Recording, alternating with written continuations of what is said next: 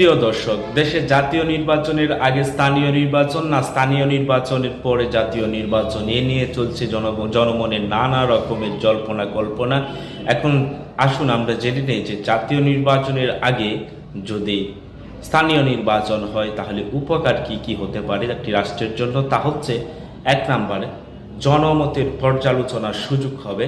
স্থানীয় নির্বাচনের মাধ্যমে রাজনৈতিক দলগুলো জাতীয় নির্বাচনের আগে তাদের জনপ্রিয়তা এবং জনমত সম্পর্কে ধারণা পেতে পারে। 3 নম্বরে হচ্ছে তৃণমূল স্তরের উন্নয়ন। স্থানীয় নির্বাচনে জিতলে দলের প্রার্থীরা স্থানীয় উন্নয়ন প্রকল্পে সরাসরি সম্পৃক্ত হতে পারেন, যা নির্বাচনের আগেই জনগণের আস্থা অর্জনে সহায়তা করে। এবং 4 নম্বরে হচ্ছে নির্বাচনী কৌশল উন্নয়ন।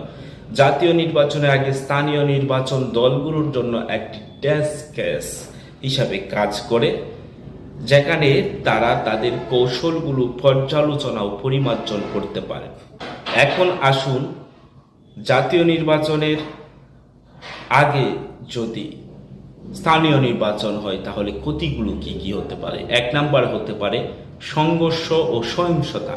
স্থানীয় নির্বাচন ঘিরে সংঘর্ষ বা সহিংসতা ঘটলে জাতীয় নির্বাচনের পরিবেশ ক্ষতিগ্রস্ত হতে পারে।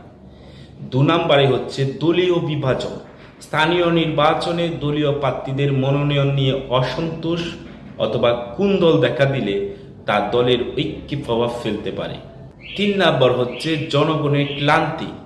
পরপর 2টি নির্বাচন, স্থানীয় ও জাতীয় নির্বাচন হলে ভোটারদের মধ্যে নির্বাচনী ক্লান্তি দেখা দিতে পারে, যা ভোট প্রদানে অনীহা সৃষ্টি করতে পারে।